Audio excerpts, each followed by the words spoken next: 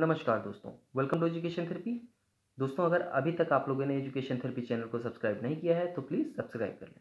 Now thumbnail में आपने पढ़ा ही होगा कि मैं किस चीज़ के बारे में आज बात करूँगा। देखिए, आर एच फैक्टर होता क्या है, सबसे पहले हम ये जान लेते हैं।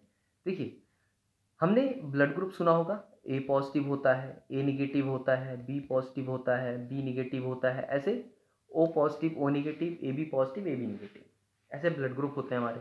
अब इस ब्लड ग्रुप में ये जो पॉजिटिव और ये निगेटिव होते हैं ना, इसी को हम कहते हैं आर एच फैक्टर। ठीक है, पॉजिटिव निगेटिव ये जो साइन हो लिखे जाते हैं ब्लड ग्रुप के साथ, इसी को हम कहते हैं आर एच फैक्टर। अब ये पॉजिटिव निगेटिव होता क्या है ब्लड ग्रुप में? देखिए, ब्लड ग्रुप में ये पॉजिटिव का मतलब होता है कि इस ए पॉजिटिव ब्लड ग्रुप में एक एक्स्ट्रा प्रोटीन अवेलेबल है और निगेटिव वाले में वही एक्स्ट्रा प्रोटीन अवेलेबल नहीं है। यानी ए पॉजिटिव वाले के पास कुछ चीज़ें क्या एक चीज़ एक्स्ट्रा होती है और ए निगेटिव वाले के पास वही एक चीज़ एक्स्ट्रा नहीं होती है। तो यही डिफरेंस होता है ए पॉजिटिव और A negative, B positive B negative, O positive O negative, A B positive A B negative है। ठीक है, चलिए, तो ये जो चिन्ह होते हैं प्लस और माइनस के, यही हमको दर्शाते हैं, आर एच फैक्टर बताते हैं।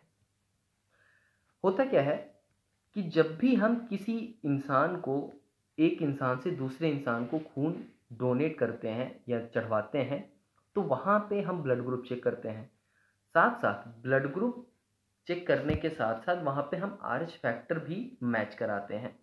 आर एच फैक्टर की कुछ नहीं, आर एच फैक्टर का एक कम्बिनेशन है, जो कम्बिनेशन हमेशा ध्यान में रहना चाहिए। स्क्रीन पे आपको एक चार्ट दिख रहा है, इस चार्ट के थ्रू मैं आपको बताऊंगा कि ये कम्बिनेशन क्या है।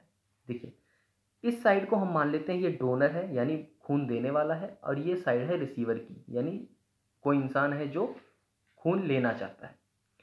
तो आर एच फैक्टर का क्या कम्बिनेशन होगा? देखिए, पॉजिटिव वाले आर एच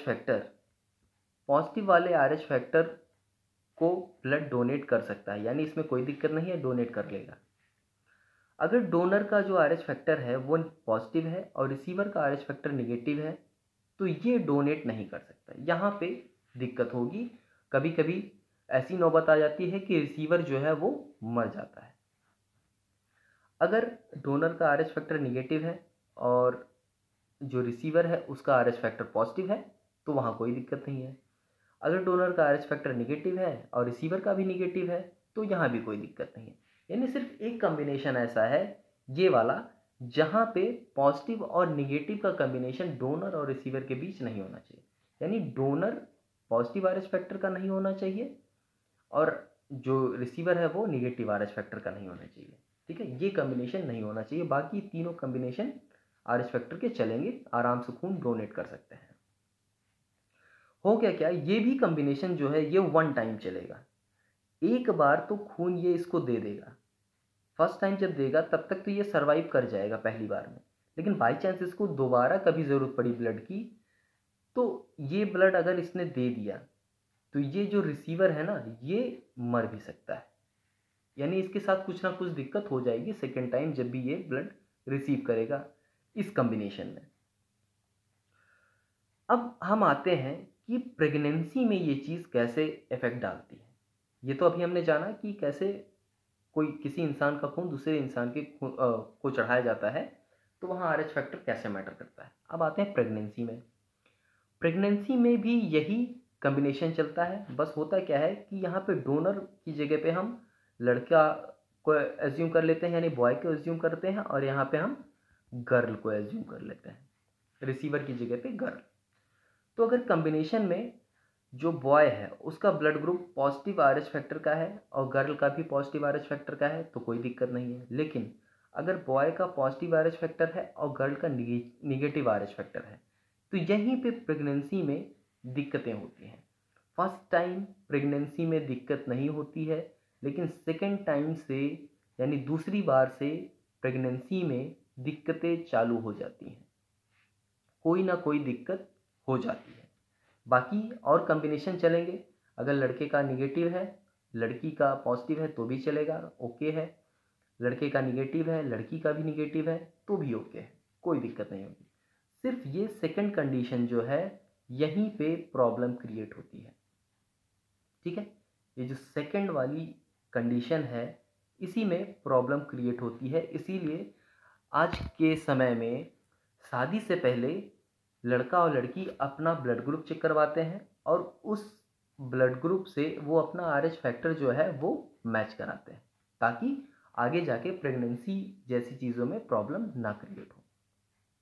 तो पॉजिटिव ब्लड ग्रुप और निगेटिव ब्लड ग्रुप का कम्बिनेशन नहीं होना चाहिए। लड़के का पॉजिटिव और लड़की का निगेटिव ब्लड ग्रुप का कम्बिनेशन नहीं होना चाहिए, क्योंकि आगे जाके इसमें दिक्कतें हो सकती हैं। ठीक है, अब दिक्कत जो होती है वो फर्स्ट प्रेगनेंसी में नहीं होती, जनरली जो होता है वो सेकंड प्रेगनेंसी में ही दिक्कतें होती हैं। इस कम्बिनेशन में अगर शादी हुई है तो सेकंड जो प्रेगनेंसी होगी उसमें दिक्कत होगी। ठीक है, अब ये जो बीमारी है ये एक तरह की इसको बोलते हैं फिटलिस बीमारी। ठीक है, ये एक तरह की फिटलिस बीमारी है, इसका नाम है। इस बीमारी को दूर करने के लिए कई सारे तरीके हैं। उसमें एक इंजेक्शन लगाते हैं महिलाओं को, प्रेगनेंसी जब होती है उनकी तो प्रेगनेंसी के दौरान उनको एक इंजेक्शन लगाया जाता है। ठीक है, इस इंजेक्शन का जो नाम है उसको वो फिटलिस इंजेक्शन ही बोलते हैं। ठीक है, वो फिटलिस इंजेक्शन लगाते हैं और फिर उसके बाद ऑब्जर्वेशन और डॉक्टर्स कई सारे चेकअप करते हैं। तो ऐसा नहीं है कि इसका इलाज नहीं इलाज है, बट अगर हम पहले से ही प्रिकॉशन ले लें तो वो हमारे लिए ज़्यादा बेटर है। ठीक है, तो प्रेगनेंसी में RH फैक्टर इस तरह से दिक्कतें पैदा कर सकता है। यही जानकारी मुझे आज आप लोगों को देनी थी। हो सकता है आप लोग पहले से जानते हो, और अगर जानते हैं तो अच्छी बात है, और नहीं जानते तो मैंने आपको आज बता दिया। उम्मीद है आप लोग जान गए होंगे। चलिए, तो आज के लिए बस इतना ही। मिलते हैं नेक्स्ट वीडियो में, तब तक के लिए धन्यवाद।